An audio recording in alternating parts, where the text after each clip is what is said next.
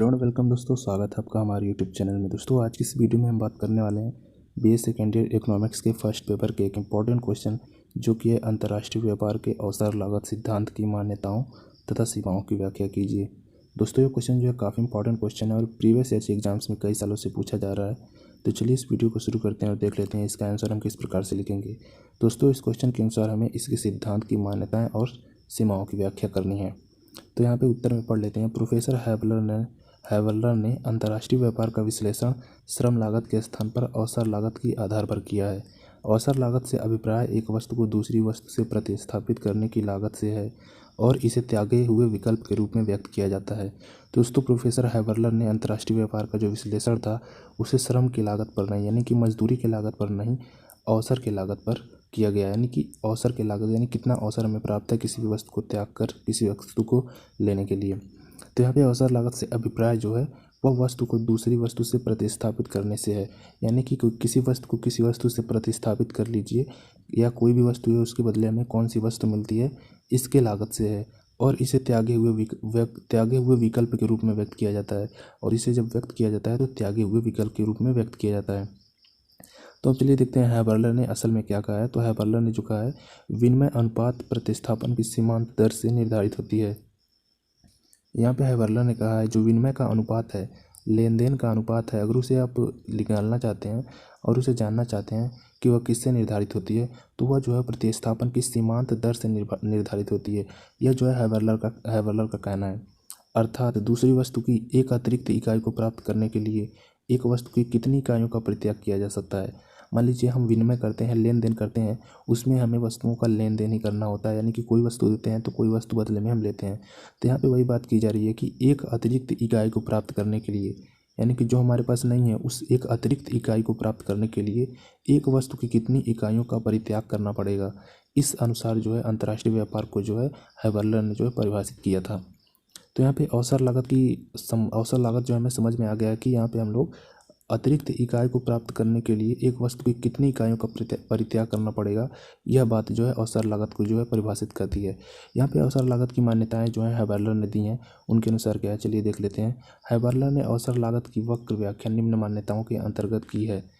पहला जो है उत्पत्ति के साधन एवं वस्तुओं के बाजार में पूर्ण प्रतियोगिता विद्यमान रहती है।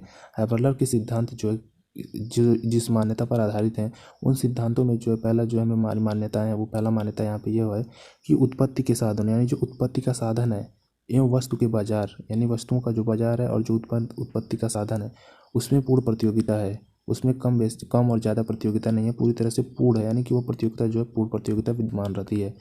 इसके आगे देखते हैं हम लोग प्रत्येक वस्तु की कीमत उसकी सीमांत लागत के बराबर होती है। और यहाँ पे कहा जा रहा है कि जो वस्तु की कीमत है उसके मौद्रिक लागत के बराबर होती है। जो उसका लागत है उसी के अनुसार उसकी कीमत होती है।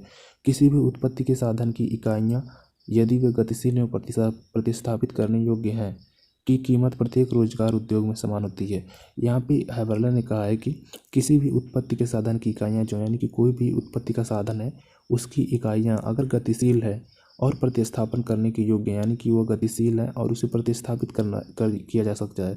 जो भी उत्पत्ति के साधन है उसको बदला तो जा ही सकता है। तो यहाँ पे हैबरलर करते हैं कि अगर उसे प्रतिस्थापित कर दिया जा सकता है, अगर उसको योग्य है वो, तो कीमत प्रत्येक रोजगार में समान होती है, यानी कि हर एक उद्योग में उसकी कीमत जो है वो समान ही होती है।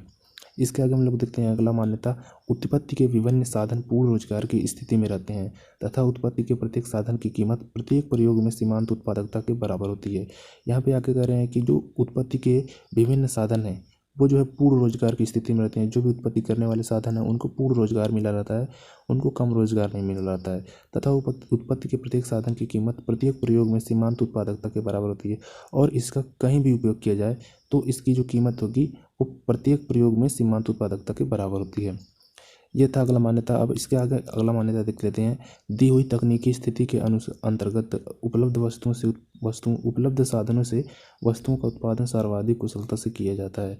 यानी कि जो भी तकनीकी स्थिति दी गई है उसके अंतर्गत उपलब्ध जो साधन है उनमें वस्तुओं का जो उत्पादन है वो सर्वाधिक यानी बहुत ही अच्छी कुशलता के साथ किया जाता है। किसी देश में उपलब्ध साधनों की पूर्ति स्थिर रहती है। अगर कोई देश है उसमें उपलब्ध साधन जो है उसकी स्थिति जो है पूर्ति स्थिर रहती है, यानी कि जो साधन है उसकी पूर्ति जो है वो एक समान रहती है या ज़्यादा और कम नहीं होती है। तो ये था अवसर लागत सिद्धांत की मान्यता है। इसको 2-3 बार आप लोग पढ़ लीजिएगा जिससे आपको आसानी से याद हो सके और आप एग्जाम में जाकर लिख सकें। थोड़ा सा डिफिकल्ट है, यानी कि थोड़ा सा डिफिकल्ट है, भाषा थोड़ा सा कठिन लेवल की है, लेकिन आपको जब 2-3 बार पढ़ेंगे तो आपके दिमाग में अच्छे तरह से समझ में आ जाएगी। अब चलिए हम लोग दे देते हैं अवसर लागत सिद्धांत की सीमाएं अथवा आलोचनात्मक व्याख्या।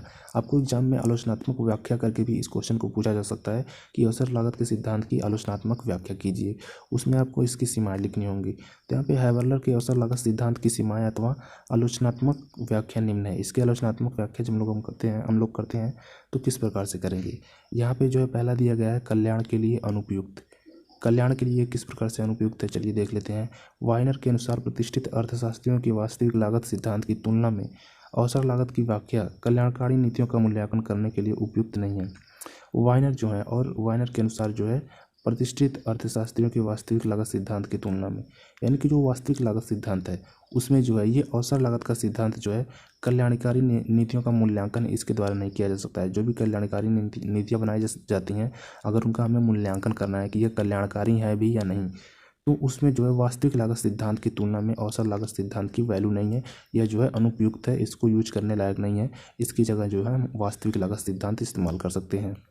श्रमिकों के अधिमानों की अवहेलना, यानी कि श्रमिकों की जो मन की बात होती है, अधिमान होते हैं, उनका जो आप कह सकते हैं अभिमान होता है, उसके साथ जो है ये अवहेलना की जाती है। किस प्रकार से ये अवहेलना करता है देख लेते हैं। यह सिद्धांत आय के विरुद्ध श्रमिक के आराम के अधिमान का कोई महत्व नहीं देता है, यानी कि आय के विरुद्ध जो है श्रमिक का आराम, श्रमिक को आराम चाहिए या नहीं चाहिए यह यहाँ पे बात नहीं करता है, यह केवल उनकी आय की बातें करता है। समान मजदूरी प्रदान करने वाले दूसरे व्यवसाय के अधिमान पर भी विचार नहीं करता। यह जो है समान मजदूरी अगर कोई दूसरा व्यवसाय प्रदान कर रहा है जिसमें कि कम मेहनत है या ज़्यादा मेहनत करना पड़ता है, ज़्यादा पारिश्रमिक मेहनत करना पड़ेगा, उसको भी जो है इस पर विचार नहीं करता है। यह अवसर लागत का सिद्धांत जो है उस पर भी विचार नहीं करता है, बल्कि यह मानकर चलता है, क्या मानकर यह चलता है, चलिए देख लेते हैं कि श्रमिक विभिन्न व्यवसायों के प्रति तटस्थ रहते हैं। जो श्रमिक होते हैं वह अलग अलग व्यवसायों, अलग अलग धंधों के प्रति तटस्थ होते हैं, यानी कि वो स्थिर होते हैं, जबकि ऐसा नहीं होता है।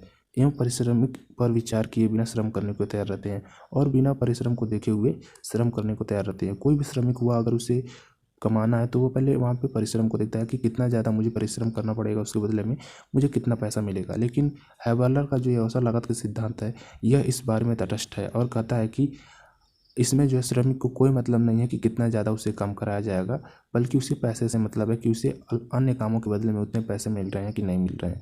तो ये जो श्रमिकों की अधिमानों की अवहेलना यह करता है। आगे चलिए बढ़ते हैं, देखते हैं बाह्य बचतों की अवहेलना। अवसर लागत वक्र में बाह्य मित व्ययताओं एवं अमित व्ययताओं के प्रभाव की अवहेलना की गई है जो उचित नहीं है। अवसर लागत की यह भी मान्यता है कि दीर्घकाल में उपभोक्ताओं की रुचि में कोई परिवर्तन नहीं होता, पर यह भी उचित नहीं है। यहाँ पे जो कहा जा रहा है अवसर लागत वक्र में, यहाँ पे बाहरी जो मित व्ययताएँ यानी कि मित व्यय हो रहे हैं या अमित व्यय हो रहे हैं, उसकी जो है ये अवहेलना करता है, जो कि उचित नहीं है।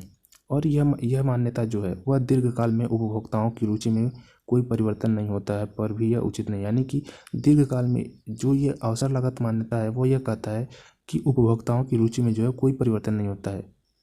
ऐसे कैसे होता है, आखिर में उपभोक्ता जो होते हैं वो वस्तुओं के उपभोक्ता होते हैं, और जब भी वस्तुओं को उपभोग करने जाते हैं तो उनमें दाम के अनुसार उनको दाम के अनुसार जो है उनके जो है परिवर्तन हो जाता है। लेकिन यहाँ पे यह कहता है कि उनकी रुचि में कोई परिवर्तन नहीं होता है।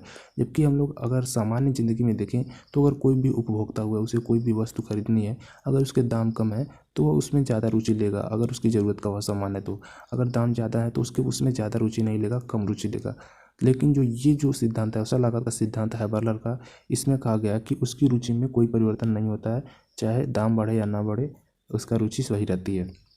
इसके आगे हम लोग देख लेते हैं पूर्ण प्रतियोगिता की अवास्तविक मान्यता। अवसर लागत वक्र इस आधार पर खींचा जाता है कि वस्तुओं के बाजार पर उत्पत्ति या साधनों में पूर्ण प्रतियोगिता विद्यमान रहती है, किंतु वास्तविक जगत में अपूर्ण प्रतियोगिता रहती है, अतः पूर्ण प्रतियोगिता की मान्यता अवास्तविक है। यह जो है सिद्धांत कहता है कि जब भी अवसर लागत सिद्धांत का वक्र खींचा जाता है तो इसमें जो पूर्ण प्रतियोगिता विद्यमान रहती है, लेकिन जब भी अगर हम रियल लाइफ में यानी कि अपने जीवन के अवसर लागत सिद्धांत की वक्र खींचेंगे तो उसमें पूर्ण प्रतियोगिता विद्यमान नहीं रहती है। तो इस प्रकार से जो है यह एक अवास्तविक मान्यता पर भी आधारित है। इसके आगे फिर देख लेते हैं लास्ट वाला जो है कि यह साधनों की मात्रा में परिवर्तन की अवहेलना। अवसर लागत सिद्धांत की यह आलोचना भी की जाती है कि यह उत्पत्ति के साधनों की पूर्ति को स्थिर मानकर चलता है, किंतु यह उचित नहीं है क्योंकि साधनों के मूल्य का उनकी पूर्ति पर प्रभाव पड़ता है। यहाँ पे फिर आगे भी यहाँ पे भी जो है अवसर लागत का सिद्धांत जो है वो उत्पादन के साधनों की पूर्ति को स्थिर मानता है, यानी कि जो उत्पादन के साधन है उनकी पूर्ति हुई है या नहीं हुई है, उससे यह जो है ये नहीं मानता है कि उसकी हुई है या नहीं हुई है पूर्ति, उसको यह स्थिर मानता है। अगर पूर्ति हो रही है तो पूर्ति ही हो रही है, नहीं हो रही है तो नहीं हो रही है, यानी कि स्थिर, जबकि यह स्थिर नहीं होता है क्योंकि साधनों के मूल्य का उनकी पूर्ति पर प्रभाव पड़ता है। अगर साधनों के मूल्य जो है बढ़ेंगे तो उनकी पूर्ति पर प्रभाव पड़ेगा ही, लोगों के पास उतना पैसा नहीं होगा तो उसकी पूर्ति वो उतनी लेवल तक नहीं कर पाएंगे।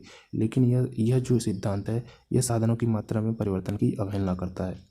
तो दोस्तों ये था अवसर लागत सिद्धांत की मान्यता और इसका जो है आप कह सकते हैं आलोचनात्मक व्याख्या।